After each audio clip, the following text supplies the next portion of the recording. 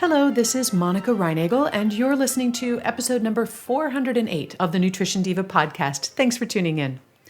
Today, we're talking about the advantages of pressure cookers and why you might want to add one to your arsenal of healthy eating tools.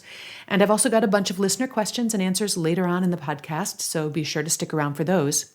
We're sponsored this week by Little Passports. Give the special child in your life the gift of adventure with a subscription to Little Passports. Explore a new country like Brazil or Japan every month as packages arrive filled with international recipes, souvenirs, activities, and more. Nutrition Diva listeners can find special holiday deals and get a peek inside the monthly packages at littlepassports.com/nutrition. Pressure cookers are having a big resurgence these days. They are the hottest new cooking device, although they're actually not that new at all. Many of us remember the somewhat scary pressure cookers our moms or grandmothers had, clanging and hissing on the stovetop and always in danger of exploding and spraying the contents all over the ceiling. But today's pressure cooker is an entirely different animal. I have 4 reasons you might want to consider investing in a pressure cooker. If you don't already have one, that is. They would also make great holiday gifts for someone who enjoys food and cooking. And if you already have a pressure cooker, I also have a few tips on how to get the best results when cooking with it. Reason number 1 to consider buying a pressure cooker is that today's electronic pressure cookers are so much safer and easier to use. They sit on your countertop instead of on your stove, and they plug into the wall. They have locking lids and safety features that virtually eliminate the danger of explosions or steam burns. And you can also program them to cook on a timer. Many models have settings that also allow you to use them as slow cookers, yogurt makers, and all kinds of other cool stuff. And you'll find them ranging from about $60 to up to $150, depending on the features. Reason number 2 is that pressure cookers slash cooking time. Cooking from scratch is a great way to save money and improve your nutrition.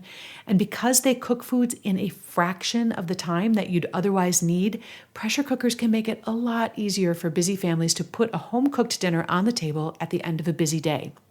Pressure cookers work by creating a tight seal between the lid and the pot that doesn't allow air or moisture to escape, and this raises the pressure inside the pot, which dramatically speeds your cook times. A pot of soup or stew that you might need to simmer for 2 or 3 hours on the stove can be done in 40 minutes. A pot roast that might take 8 hours in a slow cooker is done in 45 minutes. If you start a pot of steel-cut oats before you step into the shower, it'll be done before you can dry off. And you can steam vegetables or bake potatoes or sweet potatoes in less time than it would take to cook them in your microwave. The time savings are especially dramatic when you're working with dried beans.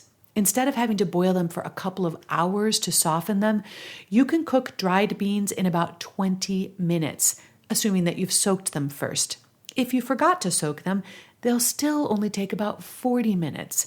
So if, like me, you never remember to soak your beans the day before you want to cook with them, you could come home from work, pull a pound of dried beans out of the cabinet, and be sitting down to black bean soup less than an hour later. The decrease in cooking time alone gives pressure cookers an edge in terms of healthy eating, but there are other advantages as well. The third reason you might want to consider a pressure cooker is that pressure cooking preserves more nutrients. Many people worry that the increased pressure and cooking temperatures might be hard on the nutrients in food, but in fact, exactly the opposite is the case. When it comes to heat-sensitive nutrients like vitamin C and various B vitamins, pressure cooking can actually preserve significantly more nutrition than boiling or even steaming due to the drastically reduced cooking times.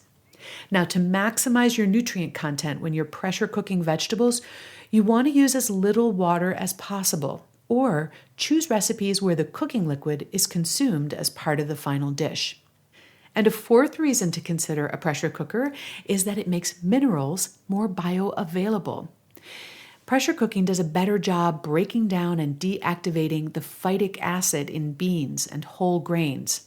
As I've talked about in previous podcasts, phytic acid is a naturally occurring compound in these foods which binds tightly to minerals and makes them less absorbable. While any cooking method reduces phytic acid, Pressure cooking beans and grains removes more than other cooking methods, so you might get even more mineral nutrition from your legumes by using a pressure cooker. And pressure cooking also improves the digestibility of plant protein. So if you do decide to get a pressure cooker or you already have one, here are a few tips to ensure your success. Although it is possible to modify recipes to work in a pressure cooker, I strongly suggest that you use recipes that have been developed and tested specifically for pressure cooking and follow those instructions to the letter, at least until you are more familiar with the techniques. But don't limit yourself to the recipes that come in that little booklet that came with your unit. Because pressure cooking is so hot these days, the internet is full to bursting with pressure cooking recipes and websites and cookbooks with tons of creative and flavorful options. Several members of my 30-day nutrition upgrade group have recently gotten new pressure cookers, and they are posting photographs and amazing-looking recipes on a near daily basis. If you're a new or an experienced pressure cooker, feel free to share your tips, recipes, and/or your questions on the Nutrition Diva Facebook page. Now, before I share some of the listener questions from this week, I also want to thank Casper for their ongoing support of the Nutrition Diva podcast. Casper is a sleep brand that created one perfect mattress sold directly to consumers, eliminating commission-driven inflated prices. An in-house team of engineers spent thousands of hours developing this mattress. It combines springy latex and supportive memory foam for a sleep surface that's got just the right sink and just the right bounce. Plus, its breathable design sleeps cool to help you regulate your temperature through the night. Time magazine named it one of the best inventions of 2015. Casper offers free delivery and free returns in the US and Canada with a 100-night home trial. If you don't love it, they will come back and pick it up and refund you everything. And you can get $50 toward any mattress purchase by visiting casper.com/diva. That's casper.com/diva and using the offer code DIVA. And some terms and conditions apply. Kay wrote this week with a question about lactose in whey protein. I'm interested in adding whey powder to my diet to boost my protein intake, but I'm not sure if it will cause digestive issues, she writes. I'm mildly lactose intolerant, and I can eat yogurt and kefir without a problem, but sometimes drinking milk gives me trouble. What do you think? Well, Kay, regular whey protein powder does contain some lactose. But if you can tolerate the amount of lactose in a serving of yogurt or kefir, the amount that you'd get from a scoop of whey protein may not be a problem for you. Many people with mild lactose issues find that they tolerate whey protein just fine. But if you wanted to err on the side of caution, you could spend just a little bit more and buy a whey protein isolate. These more concentrated powders are virtually lactose-free, and they're also even a bit higher in protein than regular whey protein powder. Thanks so much for your question.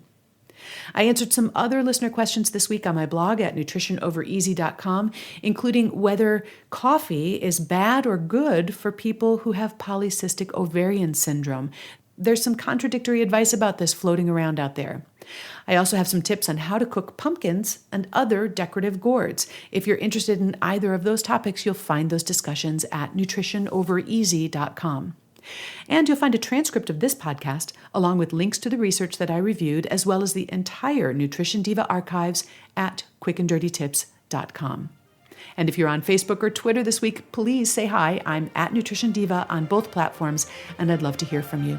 And now have a great week, and remember to eat something good for me.